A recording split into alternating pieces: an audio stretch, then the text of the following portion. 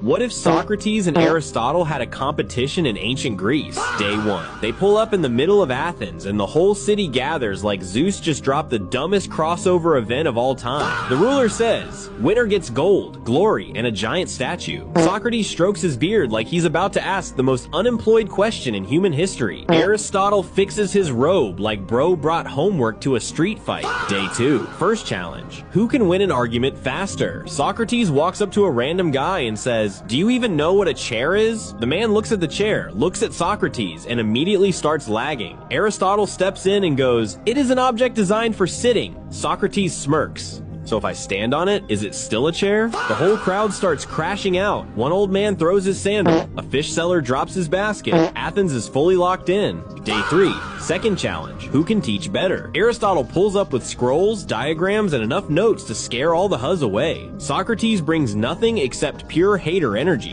Aristotle starts explaining logic. Socrates cuts him off and goes, "If logic is so perfect, why do you still get no huzz?" The crowd folds instantly. One priest starts laughing and tries to hide it. A guy selling olives sits down because he can't breathe. Aristotle starts drawing circles in the dirt like his aura depends on it. Socrates erases them with his foot. Day 4. It gets personal. Socrates says, "If knowledge is your power, then what are you without it?" Aristotle looks at him and goes, "Still not unemployed."